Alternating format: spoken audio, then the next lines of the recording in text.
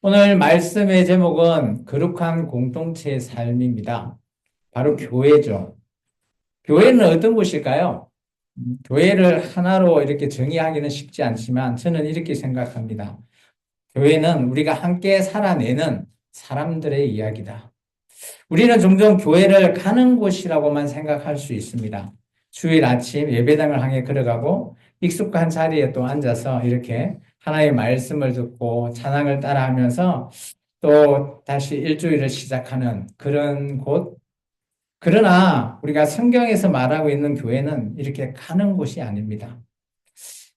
사는 우리의 삶을 바로 교회라고 합니다. 다시 말해서 교회는 지금 우리가 이게 함께하고 있는 이 예배당의 건물이 아니라 우리가 함께 모여서 하나님의 말씀 안에서 마음을 모으고 떡을 떼면서 우리의 삶을 나누는 공간, 이것을 교회라고 정의할 수 있습니다. 우리의 믿음은 좀 말로만 존재하지 않고 언제나 예배가 단순한 그냥 형식, 의식으로만 끝나버리면 안 됩니다. 우리 하루하루가 우리 공동체로 살아내는 우리의 신앙이 되었으면 좋겠습니다. 그것이 곧 세상을 비추는 빛이 되지 않을까요? 먼저 내가 살아낼 수 있는 삶, 그 삶을 실천하고 한 걸음 한 걸음 나아가는 것, 그것을 저는 교회라고 봅니다. 우리의 삶에는 이런 공동체가 절실하죠.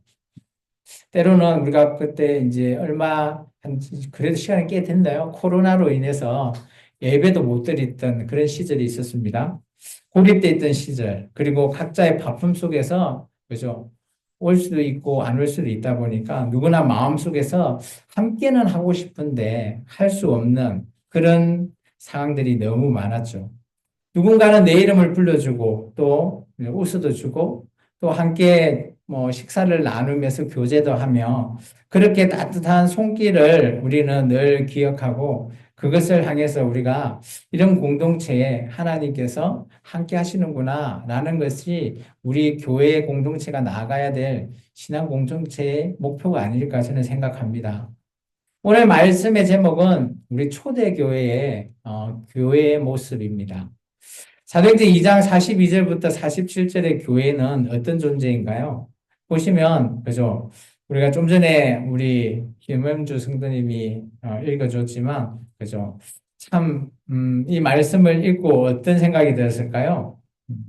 좀 거창하거나 복잡하진 않지만, 이들이 늘 하는 것들이 있습니다. 말씀을 사모하고, 또 함께 먹고, 나누고, 돕고, 뭐, 그렇게 기쁘게 예배하고 있는 이런 모습들이 보인다라는 거죠. 간단하고 평범한 것들이 모여서 하나님의 나라가 시작된다라는 겁니다.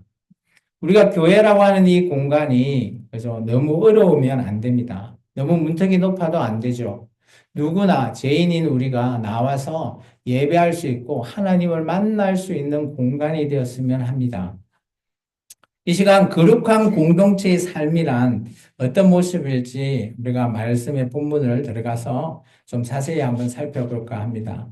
먼저 우리가 읽었지만 다시 한번 더 읽을까요? 42절의 말씀입니다. 같이 읽습니다. 그들이 사도의 가르침을 받아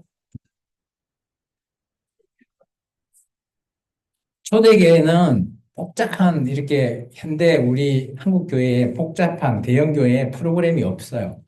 멋진 시스템도 없습니다. 대신 그들에게는 공동체로서 단순하지만 강력한 두 기둥이 있죠. 뭡니까? 오늘 42절 말씀처럼 말씀과 기도였습니다. 그들은 사도들의 가르침을 사모하고 가까이 했고 날마다 기도에 힘썼다고 합니다. 말씀은 우리의 방향을 주고 기도는 공동체를 하나로 엮어주는 끈이 되는 것이죠. 오늘 우리의 신앙이 얼마나 말씀 위에 서 있는지를 한번 되짚어 보시기 바랍니다.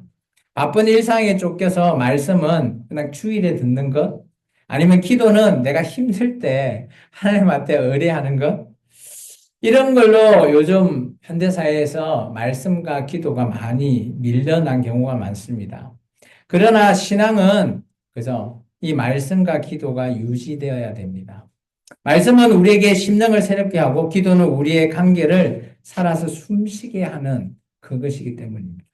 공동체는 이 두 호흡이 유지되어야지만이 숨이 멈추면 생명이 사라지듯이 말씀과 기도가 끊겨버리는 공동체는 그저 정체되고 끝나는 공동체가 될 것입니다.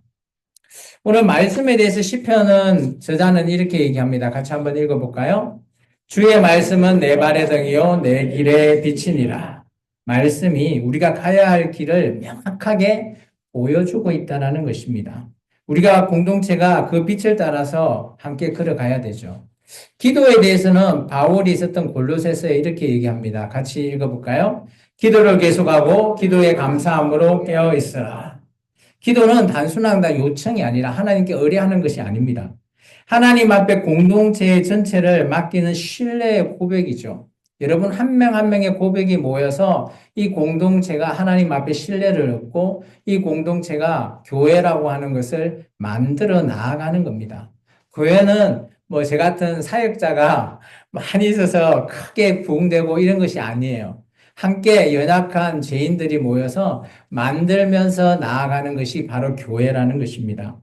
초대교회는 그냥 함께 모였다라는 그냥 단순한 그들이 물론 예루살렘 교회가 특성이 있죠. 백수교회니까 그냥 할 일 없으니까 모인 거 아닙니까? 라고 물어볼 수도 있습니다. 그렇지만 저는 그렇게 생각하지 않습니다. 그들은 말씀에서 같이 생각을 품었고 기도로 서로 위로하면서 견뎌냈던 것 같습니다. 그들이 먹는 먹거리 문제가 많이 문제가 되었죠. 때로는 피곤한 얼굴로 예배 자리에 앉은 누군가에게 말씀이 위로가 되고 어떤 날에는 소리 없는 기도가 지친 우리의 형제 자매들을 일으켜 세울 때도 있습니다.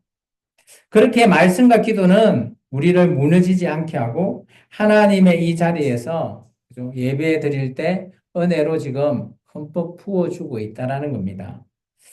어때요? 말씀과 기도를 통해 하나님의 은혜가 지금 부어지는 게 느껴지십니까? 엊그제 보니까 어제죠? 엄청 비가 많이 오던데 하나님이 그런 비처럼 지금 은혜를 부어주시는데 잘 맞고 있습니까?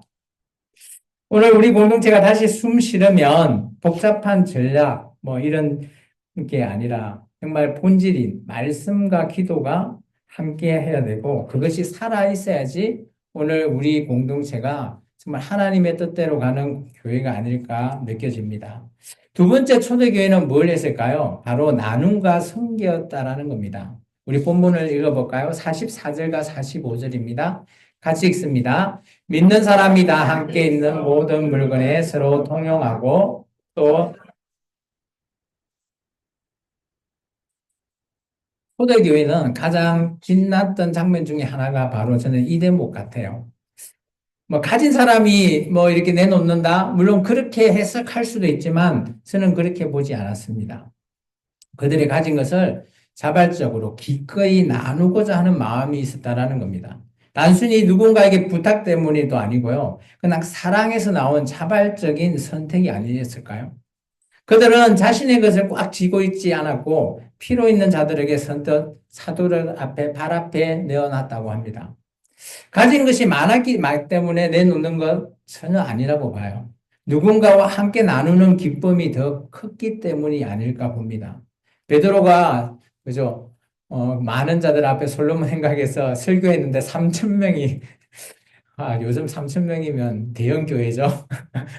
3천 명이 하나님 앞으로 돌아왔다고 하잖아요. 그런 자들을 먹여 살리기 위해서 그죠? 그 교회가 아무 재정이 빵원입니다. 어떻게 해야 될까요? 그런 문제에 예루살렘 교회는 난간에 봉착해 있었을 때 정말 그 베드로 설교의 은혜를 받은 그 많은 사람들 중에 정말 자신의 재산을 내놓고 정말 같이 하기를 원하는 마음에서 내놓았다는 겁니다. 그렇다고 제가 여러분에게 여러분의 가진 거 내놓으십시오 하는 거 아닙니다. 오해 없으시기 바랍니다. 우리는 종종 이렇게 생각하죠. 나눌 만큼 여유가 생기면 그때 하겠습니다. 그러나 사람은 이 사랑이라고 하는 것은 타임을 기다려주지 않습니다. 조건을 따지지도 않죠. 생긴다? 그때 또 가보면 또 안 돼요. 나눔은 크기의 문제가 아니라고 저는 봅니다. 마음의 넉넉함에서 시작돼야 됩니다. 따뜻한 말 한마디, 진심이 담긴 문자나 전화 한 통화가 누군가에게 위로가 되듯이요. 섬김은 꼭 대단한 일이 아니라 누군가의 자리에 다가가는 그 그 한 걸음에서부터 시작되지 않을까요? 사도 요한은 요한 1서에 이렇게 얘기하고 있습니다. 같이 한번 읽어볼까요? 누가 이 세상의 재물을 가지고 형제의 궁핍함을 보고도 도와줄 마음을 닫으면 하나님의 사랑이 완전 팩트죠. 재물을 가졌는데도 그죠? 안 도와주면 그 안에 하나님 사랑, 내가 하나님을 믿는다 하지만 그 안에 사랑 없다라는 거예요. 그죠? 사랑은 눈물이 아닙니다. 사랑은 그냥 손이죠. 왜냐? 움직이는 사랑만이 공동체를 살리고 누군가에게 사람을 살릴 수 있기 때문입니다. 히브리스 저자는 이렇게 얘기합니다. 히브리스는 어떤 성경인 거 아시죠? 그죠? 유대교에서 출교했던 기독교인이 현실에 먹을 것이 없어서 다시 유대교로 돌아가야 되나 말아야 되나 이 와중에 있을 때 오늘 그들에게 예수님이 이런 분이라는 걸 소개하는 성경이 히브리스거든요. 히브리스에 이런 말이 있습니다. 같이 한번 읽어볼까요? 오직 선을 행함과 서로 나누어 주기를 잊지 말라. 하나님은 이 같은 제사를 기뻐하시느니. 가진 거 없대도요. 그런데 어떻게 하라고요? 나눠주기를 잊지 말랍니다. 뭐 가진 것도 없는데, 물질이 없는데, 아니요. 여기서 원하는 것은 물질만 얘기하는 것이 아니라는 거죠. 마음, 사랑함, 그것을 얘기하는 겁니다. 우리가 누군가에게 아끼면서 손을 내밀 때 하나님께서 그것을 예배로 받으신다고 말하고 있습니다. 우리가 이 예배당을 떠난 이후에도 우리의 삶이 뭐가 되야 된다고요? 예배가 계속되어야 됩니다. 오늘 우리의 공동체가 가장 큰 병이 뭘까요? 뭐 우리 공동체뿐만 아니라 우리 사회, 우리 교회에서 무관심 아닐까요? 자기 교회만, 자기 공동체만, 다른 교회는 몰라, 다른 공동체는 몰라. 이렇게 생각하는 이 무관심일 수 있습니다. 저분이 힘들다고 할 때 지나치는 말로 뒤에서 그냥 힘내세요. 밥이나 같이 한번 먹을까요? 뭐 이렇게 지나가는 말을 했다고 싶시다. 그런데 그 사람에게 있어서는 그 말이 때로는 위로가 될 수 있습니다. 때로는 그 사람을 다시 일으킬 수 있는 손이 될 수 있는 거죠. 바로 사랑입니다. 초대교회에서의 힘은 기적이 아니라 일상에서 함께 했기 때문에 일어난 겁니다. 그게 기적이었죠. 소유를 팔아서 나눴던 그들의 모습은 단순한 자선의 행위, 요즘 기부 많이 하잖아요. 기부의 행위가 아니에요. 예수님을 따라 사는 진짜 사람들의 방식이었습니다. 오늘 우리 교회도 그런 예수님께서 했던 그 이후에 제자들이 초대교회에서 했던 이 방식을 따라가면서 유지하는 것은 어떨까 저는 한번 생각해 봤습니다. 그리스도를 중심으로 둔 공동체는 항상 물질보다는 마음, 의무보다는 사랑이 먼저 돼야 된다고 저는 봅니다. 그러므로 우리가 만들어가야 될 공동체는 풍족하게 재정만 풍족한 공동체가 아니라고 저는 봐요. 물론 재정이 풍족하면 저 같은 목회자가 일도 안 하고, 그죠? 우리가 뭐 뽕빵하게 쓸 수 있겠죠. 그렇지만 저는 그것이 하나님이 원하는 공동체가 아니라고 봅니다. 그러면 어떤 공동체가 하나님이 원할까요? 서로 돌아보는 공동체 아닐까요? 어렵고 힘들지만 그래도 십시일반 참 우리 선배들 그죠? 6.25 이후에 그 힘들어했던 그곳에 교회들이 하나 두 개 생기면서 정말 먹을 것도 없을 때 어때서요? 집에서 그 좀돌이 운동이라고 기억나셔요? 봉투에 쌀 담아서 교회에 가지고 오는 그런 마음. 그게 물질일까요? 아니에요. 사랑입니다, 저는. 그런 것들이 지금 한국 교회는 없어졌다고 저는 봐요. 너무 안타깝죠. 서로 돌아보는 공동체.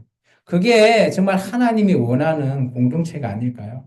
나보다는 이웃을 먼저 바라보고 그 속에서 하나님의 나라가 정말 한기를 내뿜지 않을까요? 저는 이 말씀을 준비하면서 참 우리 교회를 많이 떠올려 봤어요. 지난 한 8년 정도 지나오면서 그래도 우리 교회가 하나님 뜻대로 제대로 하나님이 원하는 방향대로 가는 그 공동체로 만들기 위해서 나름 또 열심히 노력을 했지만 아직도 많이 부족한 것 같습니다. 그렇지만 우리가 물론 초대 교회대로 이렇게 되지는 않을 수도 있겠죠. 그렇지만 하나님이 원하는 이 공동체라면 충분히 우리 또 생명나무 교회만이 할 수 있는 것들이 있다라고 저는 봅니다. 그것을 함께 나누고 함께 만들어 나가는 것이 저는 우리 생명나무 공동체가 함께 하나님 앞에 정말 영광을 드리는 그런 마음이 아닐까 저는 생각해 봅니다. 세 번째로는 예배와 삶이 일치되는 공동체입니다. 우리 46절과 47절의 말씀을 한번 읽어볼까요? 읽습니다. 날마다 마음을 같이하여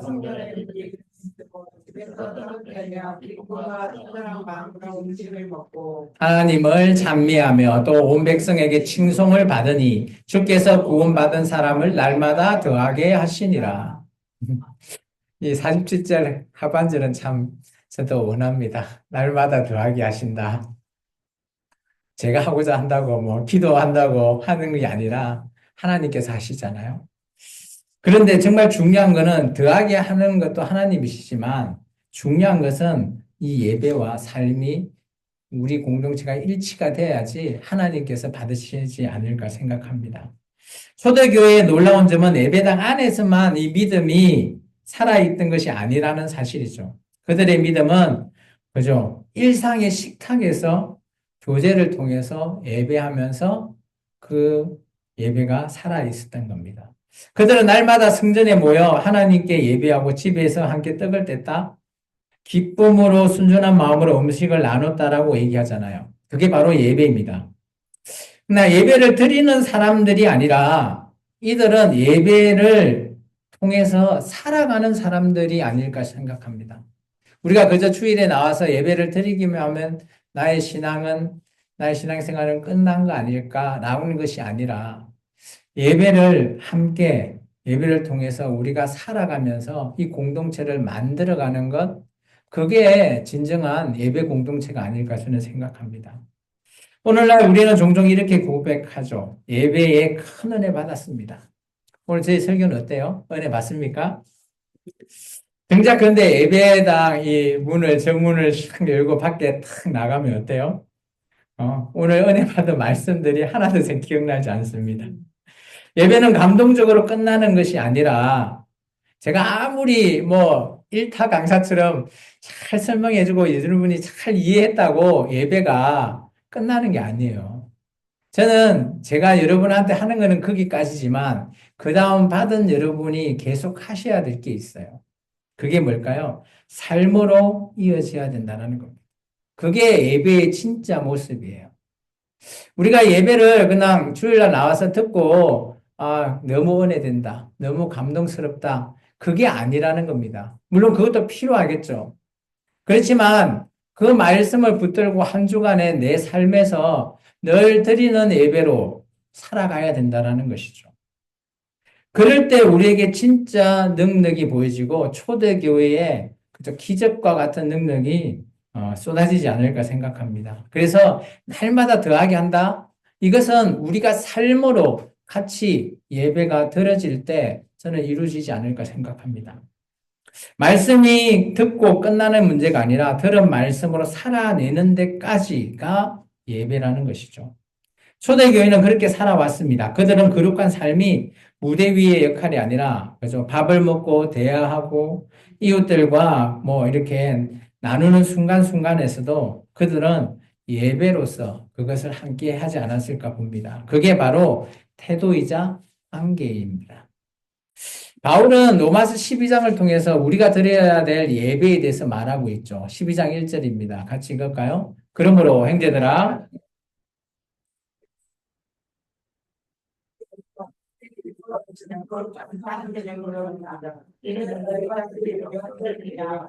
여기서 말하는 산재물이 뭘까요? 이게 다시 말해서 살아있는 예배입니다. 곧 우리의 일상 속에서 드려지는 우리의 헌신, 섬김, 주일 1시간 예배당에서 드려지는 그걸로는 우리 삶이 바뀌지 않아요. 우리는 주중에 우리의 모든 순간순간 매일 삶이 예배자의 삶으로 살아야지 우리의 삶이 바뀐다라는 겁니다. 예수님께서 마태복음 5장에 이렇게 말합니다. 같이 한번 읽어볼까요? 이같이 너희의 빛이 사람 앞에 비치게 하여 그들로 너희의 착한 행실을 보고 하늘에 계신 너희 아버지께 영광을 돌리게 하라. 예배당에서 드리는 찬양 귀하죠. 예배당에서 드리는 말씀 듣고 은혜 받는 것도 중요합니다. 근데 그보다 더 중요한 게 뭘까요? 다른 사람들, 밖에 있는, 그죠? 삶 속에서 드러내는 우리의 친절, 아니면 우리의 또 절실함으로 전도함, 이런 것들이 정말 하나님의 사랑의 강력한 증거가 아닐까요? 그게 예배입니다. 예배는 예배당에서만 드리는 게 예배가 아니에요. 우리의 삶의 각자 자리에서 함께 하는 것이 예배라는 것입니다. 초대교회는 그런 삶을 살았죠. 웃으면서 밥을 나누고 감사함으로 하루를 보내고 작은 것에서 하나님께 또 찬양을 올려드리고 하는 그런 모습. 그들의 기쁨과 순전함은 주변 사람들의 마음까지 열게 만드는 거죠. 주께서 구원받은 사람들을 날마게 더하게 하셨다. 이것은 예배가 삶이 되어야지만이 사람들의 수가 늘어나는 겁니다. 우리 근사님, 우리 생명나무 교회 오신 지 이제 한 7년 정도 되시는데, 해마다 기도 제목이, 우리 교회 빈자리 채워주십시오. 라고 합니다. 저는 그 기도 잘 듣고 있는데, 하나님께서 언젠가 채워주실 줄 믿어요. 근데 정말 중요한 거는 내가 내 삶이 예배자의 삶으로 살아갈 때 이 자리들이 차지 않을까요? 제가 날마다 전도데이라고 이렇게 써놓기도 했지만, 그저 강건하여 들여다 내 집을 채워라. 뭐, 말씀은 제가 잘 전할 수 있습니다. 근데 그런 것들이 뭐예요? 삶 아니에요? 삶으로 이것을 하지 않으면 차지 않아요. 제가 너무 뼈를 때리나요? 죄송합니다. 우리도 마찬가지죠. 교회가 크기가 중요한 것이 아니라 성도들의 삶이 정말 살아있는 이 예배로서 그죠? 삶의 온기가 이 세상에 나누어지고 드려질 때 정말 하나님이 원하시는 진정한 예배가 되고 그것이 정말 우리 예배 공동체가 걸어가야 될 거룩한 공동체의 삶이 아닐까 저는 생각해 봅니다. 사랑하는 성도 여러분, 교회는 그냥 좋은 사람끼리 그냥 모이는 곳이 아닙니다. 세상처럼 뭐 클럽, 동아리 이런 것이 아니에요. 교회는 하나님께서 부르신 사람들과 함께 하나님의 나라를 살아가는 자리입니다. 만들어가는 자리입니다. 서로가 서로에게 기대며 말씀을 뿌리 내리고 기도로 엮으며 나눔이 피어나고 예배로서 드러내는 우리의 한 명 한 명의 삶이 바로 교회입니다. 그런 모든 것들이 모여서 우리 공동체가 거룩하게 만드는 거예요. 거룩하다 하면 막 어깨 힘들어가고 목이 빳빳하면서 거룩해. 하나님이 영감 받으소서. 이게 거룩이 아니에요. 내 하루하루 힘들고 어려운 삶 속에서 또 열심히 일하시죠. 우리 팀들. 그렇게 땀 흘리는 그 삶 속에서도 하나님께 찬양하고 하나님 앞에 말씀으로 순종하면서 살아가는 그런 모습이 거룩이에요. 거룩을 딴 데서 찾지 마십시오. 오늘 드리시는 이 예배 여러분께서 열심히 드리고 있는 이 모습이 거룩입니다. 우리는 완벽한 사람이 아니기에 때로는 오해도 하고 서운하기도 합니다. 마음이 멀어질 때도 있죠. 그러나 하나님께서는 우리에게 다시 함께 하라고 말씀하십니다. 고린도전서까지 말씀을 읽고 말씀을 끝낼까요? 말씀 읽습니다. 모든 것을 참으며 모든 것을 믿으며 모든 것을 바라며 모든 것을 견디느니라. 이게 바로 사랑이죠. 사랑의 공동체. 어, 거룩함은 거창한 종교가 아니라 아주 작은 평범한 일상을 함께 나눌 때 시작된다고 저는 생각합니다. 그게 우리 생명나무 교회의 거룩함이라 그 거룩한 향기가 피어나야 될 줄 믿습니다. 이제 우리 옆 사람하고 한번 질문해 볼까요? 옆 사람 다 있으시죠? 짝을 보고 질문하십시오. 나는 지금 예배 공동체 안에 살아가고 있습니까? 이제 나는 하면 안 되죠. 당신은 예배 공동체에 살아가고 있습니까? 답을 하세요, 답을. 예배를 드리고 있지만 혹시 마음의 문이 닫혀 있다면 오늘 우리의 신앙 예, 마음의 문을 먼저 열어야 될 줄 믿습니다. 하나님이 정말 비처럼 은혜를 지금 부어주고 있는데 나 혼자 그 은혜의 비를 맞기 싫어서 우산을 펼쳐 쓰고 있지는 않습니까? 당장 우산을 접기 바랍니다.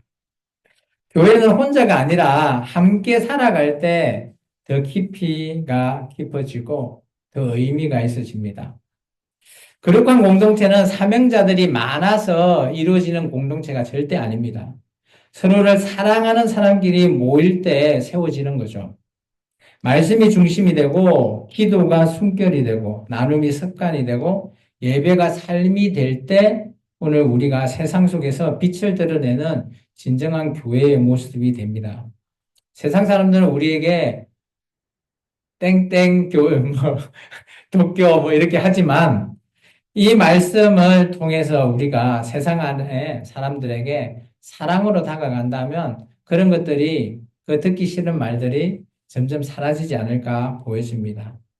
오늘 이제 말씀을 마치겠습니다. 오늘 우리가 거룩한 공동체의 삶을 살아가는 것, 그것은 우리 한 명 한 명이 각자의 자리에서 매일매일, 그죠? 어떻게 살아야 된다고요?